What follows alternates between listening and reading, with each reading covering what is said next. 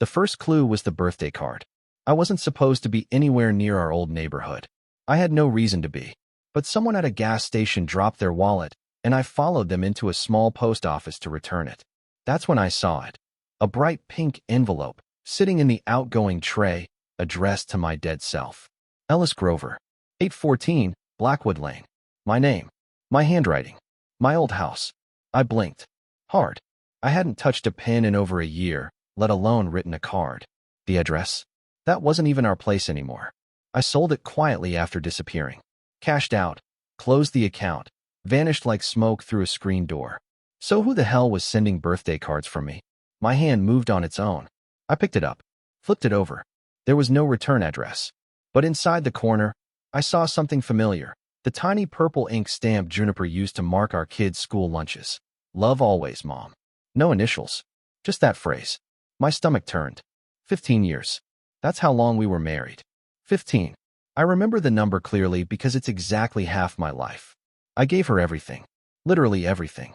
I handed her my passwords, my paycheck, my parents' ashes. She told me once she liked how I never made her feel like she had to earn love. Then one morning, she woke up and said she was going to visit her sister in Portland. She packed 2 bags, kissed my cheek, wore perfume I hadn't smelled in months. That was the last time I saw her. She never came back, didn't answer my calls. Her sister said she never showed up. Cops got involved. I filed a missing persons report. I was frantic, sleepless, unraveling. 3 weeks later, I saw a photo of her, laughing, on a friend's social media. In San Diego, at a wine bar, with someone else. She wasn't missing. I was. I was the one erased. You want to know what she told everyone? That I died. That I had a breakdown during the pandemic. That I wandered off one night. I had a neighbor send me screenshots of the eulogies she posted. She even held a small memorial in our backyard. There were photos, candles, a donation fund. She used the money to remodel the kitchen. I didn't argue. I didn't call her out. I didn't beg for justice. I just packed everything, shut down every trace of Ellis Grover that existed, and vanished for real this time. Until today, because now someone's pretending I came back.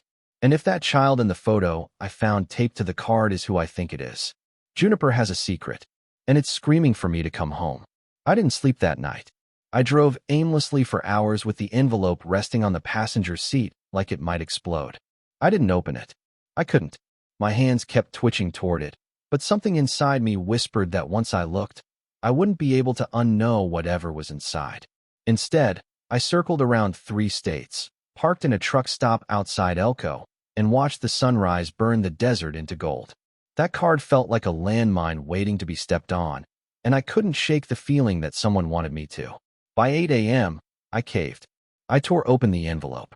It was addressed to a boy, a child I'd never met.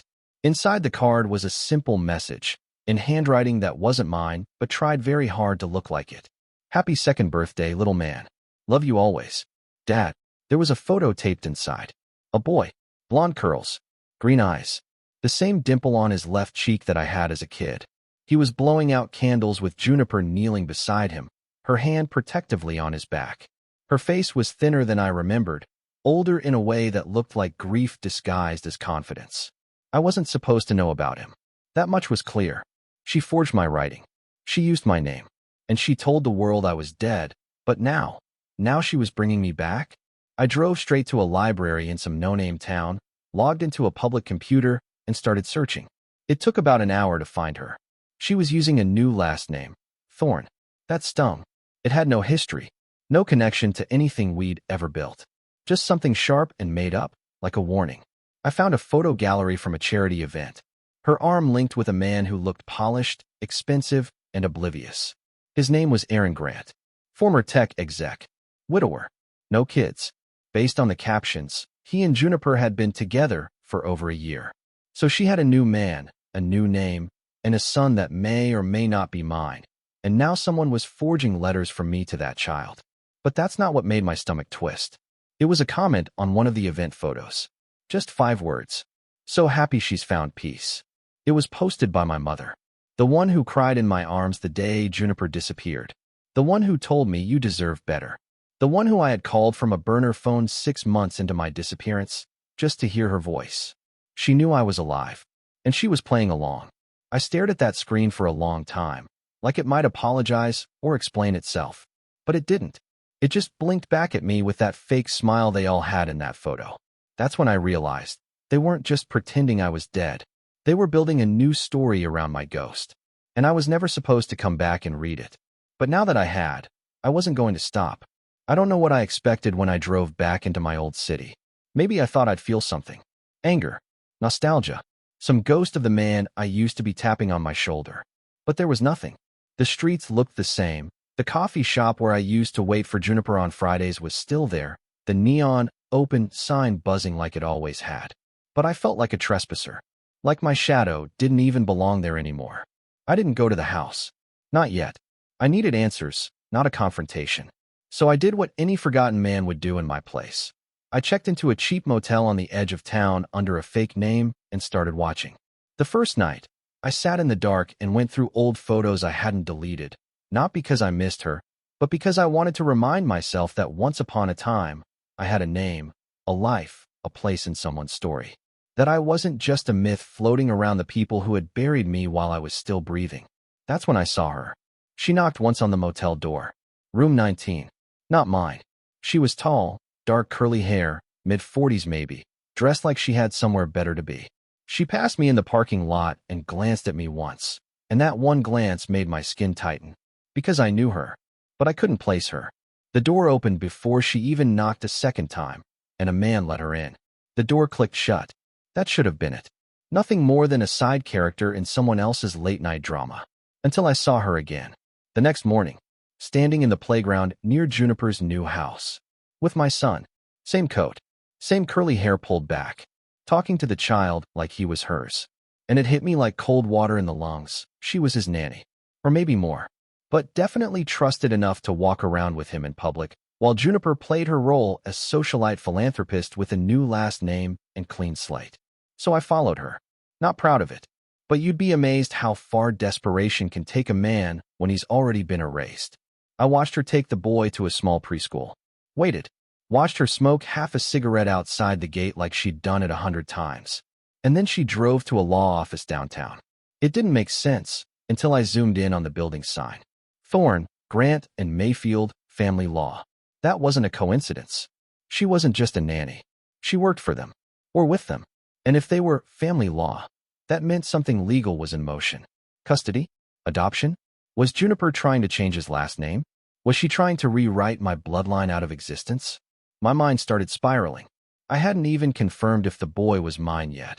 And already, they were building a new life that left no room for me. I didn't exist in that version of the story. That night, I couldn't sleep again. I paced the room, stared at my reflection in the warped motel mirror, and saw someone who looked like he hadn't been hugged in years. My eyes were hollow, my beard too long. I looked like someone who should have disappeared. But I hadn't. And now, I had one goal. Get close enough to the boy to find out the truth. And if he was mine, they were going to wish they'd never tried to bury me. I wasn't ready to see him up close. I told myself I was. That it was about justice. That I deserved to know. That if they were using my name, my DNA, my memory to anchor a new life, then I had a right to confirm the truth. But when I finally saw the boy face to face, nothing prepared me for the way my chest caved in. It was at the community garden near the preschool. Quiet place. Morning sunlight painting the gravel paths gold. I was sitting on a bench, reading a book I'd picked up purely to look harmless. A children's author no one over 5 would enjoy. Then I saw her, the nanny. Her name, I later learned, was Marla. Marla walked toward the entrance holding his tiny hand. And there he was, the boy from the photo. Real, breathing, bouncing with that uncontainable energy only kids have when they think the world's still safe. He ran ahead of her, fell once, laughed. She called him Theo. That name hit me like a brick. Theo, short for Theodore, which, of course, had been the name Juniper and I had circled with red ink in an old baby name book back in 2011. The one she said she changed her mind on after Iris was born. Said it was too heavy. Now here it was. Resurrected. They sat at a picnic table near me. Marla began unpacking his lunch, and I heard every sound. The crinkle of a juice box. The hum of a lullaby she sang softly while he chewed. And then, with no warning, Theo turned toward me. Our eyes locked. I felt something inside me collapse. His face was mine. There was no question anymore. He had my brow, my jawline, my curious, half-tilted stare. It was like watching a ghost crawl out of my memory. He didn't know me, of course, but he smiled, held up a toy truck, and said, "Mine goes fast." I wanted to answer. I almost did, but my mouth refused to work. Marla turned around fast. She looked at me, really looked, and I saw something flicker in her eyes. Recognition? Paranoia? I couldn't tell. She tightened her grip on his shoulder, smiled politely, and said something like, "Say goodbye now, Theo." He waved at me, and they left. I sat there in the silence that followed, hands trembling so hard I dropped the book. That night, I dug deeper. I found out Marla didn't just work for Juniper. She lived in the guest house on the property. She was listed on emergency records as Theo's primary daytime guardian. I even found her old Facebook under a misspelled name. She'd once been married to a man who ran a private security firm. Divorced 5 years ago, now fully embedded in Juniper's rebuilt reality. And here's the thing. On her profile, buried in a photo album from a New Year's party 2 years back, was a picture of Juniper, holding a baby, with the caption, "Junie and baby Theo ringing in the new chapter Red Heart." The date? 2 months after I disappeared. She wasn't just hiding the child. She had him while I was still alive, still breathing, still trying to figure out why the woman I married vanished without a trace. That night, I didn't go back to the motel. I parked across the street from her house. Lights on, laughter, movement in the kitchen window, a blurry silhouette of a family that didn't include me.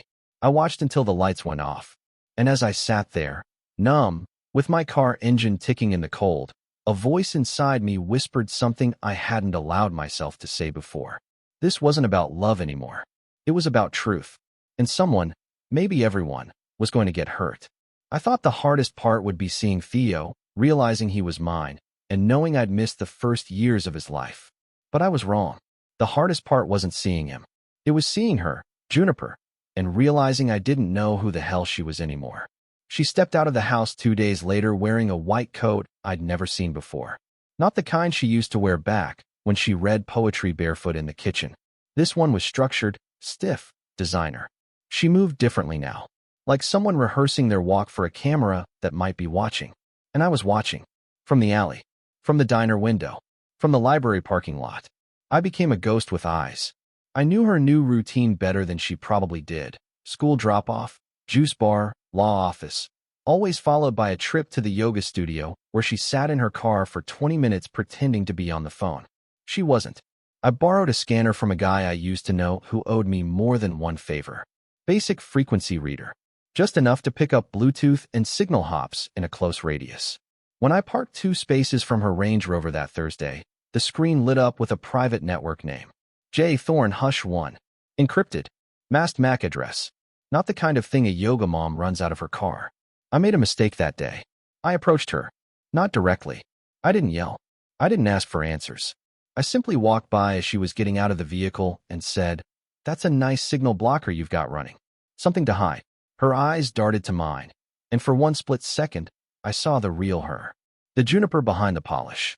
She didn't scream. She didn't gasp. She smiled. But it was the kind of smile you give someone at a funeral who just said something offensive.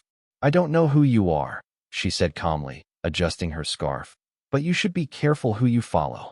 Then she walked away, and I stood there, frozen, pulse thudding behind my eyes. She recognized me. She didn't say it. She didn't need to. She knew. That moment of connection between her and my face, it wasn't confusion. It was calculation. I left before things escalated. Parked 4 blocks away and sat with my hands shaking on the steering wheel. That's when I got the message. A text. No number. Just the words. "We know. Stay dead." I stared at it for a long time. Then I laughed. Because I finally understood something. This wasn't just about a child. Or a name. Or some messy affair she never wanted to admit. This was bigger. This was a game. And somewhere along the way, Juniper had learned how to play it better than anyone I'd ever met. After the text, "We know. Stay dead," I didn't go back to the motel. Something told me that whatever I'd stepped into wasn't something I could quietly back away from. They weren't bluffing. Someone was watching me. Maybe more than one. And if Juniper was the woman I once knew, she was probably 2 steps ahead, already spinning a story that would paint me as delusional, unwell, maybe even dangerous. And maybe I was. Because that night, I broke into her office. It wasn't planned. I didn't have tools or a plan or even gloves. I just sat in my car outside Thorne, Grant, and Mayfield, watching the janitor smoke a cigarette beside the dumpster like he did every night at 9:15. I waited until he walked back in and the side door didn't latch. Old buildings have habits. That one hadn't closed properly since 2020. I slipped inside. Her office was on the second floor. Neat. Organized. Almost sterile. There were no photos of Theo. No signs of her old life. Not a single trace of our 15 years. Just sleek white furniture, a fake succulent, and a digital frame that displayed client logos in a slow fade loop. I went for the cabinet. It wasn't locked. Inside were 3 thick folders, a company laptop, and a slim black leather journal I recognized instantly. I'd given it to her as an anniversary gift 10 years ago. She told me she'd never used it. Too pretty to write in, she said. Now it was filled cover to cover. I didn't touch it. Not yet. Instead, I opened one of the folders labeled Transition Planning, T. Grover. My stomach turned. It was about Theo, but not in a way I could have ever prepared for. The documents weren't medical or educational. They were legal frameworks. Transfer of guardianship. Name change approval. Custodial power reassignment. The wording was cold, almost scientific, and my name appeared over and over again, underlined, marked with red ink, and beside it, in neat handwriting. Obsolete, but legally traceable. Solution required. I don't know how long I sat there reading, but something in me cracked wide open when I reached a page clipped from a digital DNA report. Paternal match, 99.998%, Ellis Grover. She knew. She knew from the beginning. She didn't tell me. She didn't ask. She simply erased me, declared me dead, and began constructing a paper trail where I was obsolete. Like I was a software update that got skipped. That's when I opened the journal. I shouldn't have. Inside were entries. Not daily ones. Just key dates. Titles. Names. February 3rd. Contacted asset. Changed phones. No traceable record. April 21st. Ellis will break soon. He always needs to be needed. August 9th. If he returns, deny. Always deny. And then the last one, written just 3 days before I arrived back in town. Someone followed Marla. If it's him, prep cleanup. No panic. I didn't hear the elevator. I didn't hear the door. But I felt the presence. When I turned around, there was a man standing in the office doorway. Tall, clean-cut, smiling like a politician. In his right hand, a leather case. In his left, nothing. You're not supposed to be here, he said calmly. I didn't answer. He stepped inside, closed the door behind him like we were having a meeting. But I guess we figured you'd come eventually.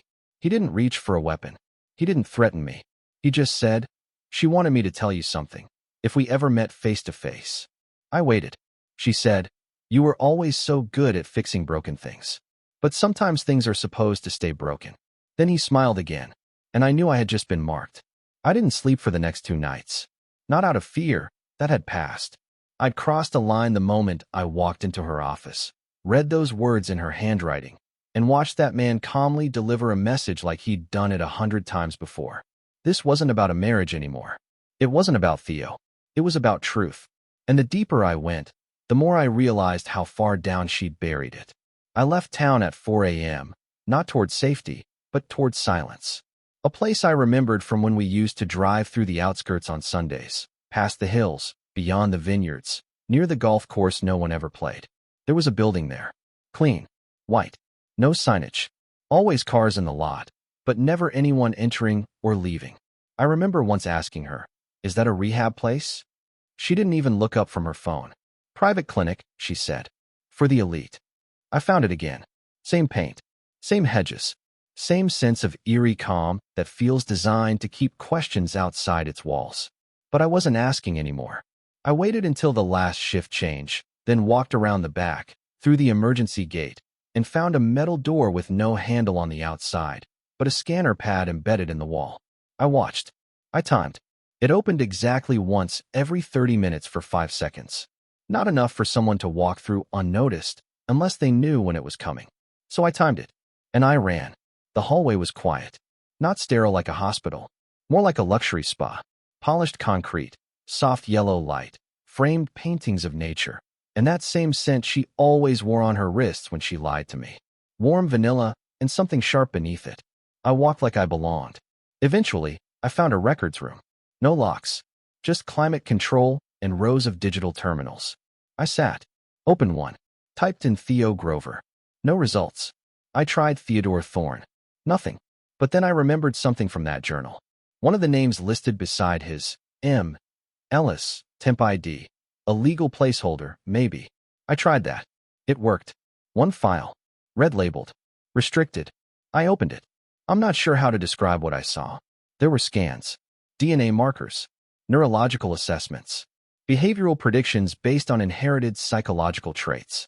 Terms like controlled cognitive conditioning, pre-mapped stimulation environments, and parental extraction. I stared at a paragraph that simply read, "Subject exhibits exceptional memory modeling. Early signs of pattern retention suggest compatibility with Generation 2 protocols. Approval from J. Thorne pending full closure." There was a video file. I clicked it. Theo sat in a bright white room. Alone. Maybe 2 years old. He was stacking blocks in strange patterns. A voice from behind the glass wall asked him questions, not baby talk. Structured, probing questions about shapes, people, reactions to music. He answered calmly. Mechanically. Perfectly. Another voice, female, interrupted off-screen. That's enough for now. Then the child whispered something before the clip ended. Can I go home now? He didn't sound afraid. He sounded trained. I shut the terminal, heart racing. I didn't know what this was. Research? Therapy? Something darker? But I knew I had to get out. I moved fast. Too fast. I reached the outer corridor and saw someone, a woman in white, holding a clipboard. She froze when she saw me. I didn't stop. I brushed past her, didn't look back, pushed the exit door, and vanished into the darkness. Back in the car, I sat in silence. Juniper hadn't just rewritten the story. She was editing him. She was reshaping Theo into something I couldn't name yet. And the worst part? He didn't know anything else. I opened my burner phone. I hesitated. Then typed the one message I never thought I'd send. To Juniper. I know about the clinic. We talk. Tonight. Delivered. Read. No reply. But 20 minutes later, another message came in. No name. No number. Just 2 words. Come alone. The address she sent me led to a greenhouse. Not a restaurant. Not a law office. Not a trap in a parking garage. Just a glass and metal greenhouse tucked behind an abandoned nursery off Highway 82, overgrown with ivy and nearly invisible from the road. The perfect place to disappear someone. Or maybe, to meet a ghost. I didn't bring anything. No recorder. No weapon. Just myself and the hope, small, flickering, that somewhere in the ruins of everything Juniper and I used to be, there was still something left to salvage. Not love. Not forgiveness. Just honesty. The greenhouse was open, warm, lit by hanging Edison bulbs strung between vines. And she was already inside. Juniper sat on a wooden bench, wearing that same white coat. Her hair was longer now. She looked tired. Not broken, not guilty, but worn. The kind of tired that can't be fixed with sleep. She didn't speak right away. Neither did I. Then she looked up. I thought you'd come to destroy everything, she said. I shook my head. I came to understand. That's when she told me the truth. The full, raw, jag version of it. The pregnancy had been an accident. She found out 2 weeks before she vanished. She didn't tell me because she was already planning to leave. She'd fallen in with people through the firm, clients, donors, men and women who believed in controlling futures through children. Not in some cultish way, in a calculated, clinical way. Behavioral tracking, engineered parenting, genetic prediction. We weren't raising children, she said. We were curating outcomes. Theo had become part of a program. Not illegal, not public, something in between. Wealthy families shaping the minds of their children through environmental sculpting.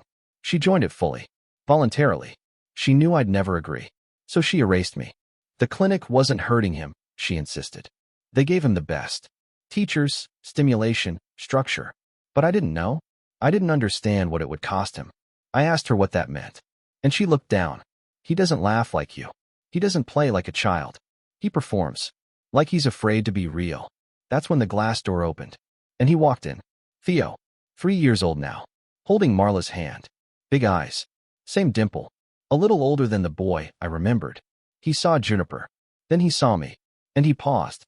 I braced myself for confusion, for fear. But instead, he let go of Marla's hand and walked up to me slowly. Then said the words I'll never forget. "Are you my dad?" Juniper froze. I looked at her, shocked, but she shook her head slowly, tears already rising. "I didn't tell him," she whispered. "They did. Last week. At the clinic. I didn't even approve it." I knelt. My voice cracked. Yeah, Theo. I'm your dad." He stared at me for a second, then reached out and touched my beard. "You look like me," he said. And then he smiled. Something clicked in that moment. Something I didn't know I was waiting for.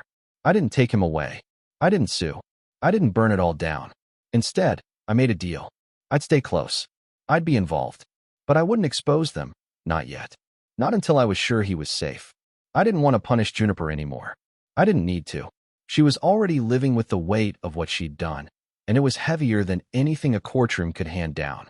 6 months later, Theo's no longer in the program. He goes to a regular preschool now. He draws on the walls. He hides in laundry baskets and insists we call him Captain Pancake. He laughs, really laughs, and sometimes, when he doesn't think anyone's looking, he hums the tune I used to sing to Iris when she was 3.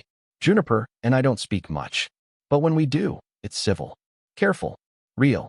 And once, just once, she sent me a photo of Theo painting in the backyard. She wrote, "You saved him. Even after I tried to erase you, you saved him." I didn't reply. I just stared at the picture, tears in my eyes, and whispered, "No, he saved me."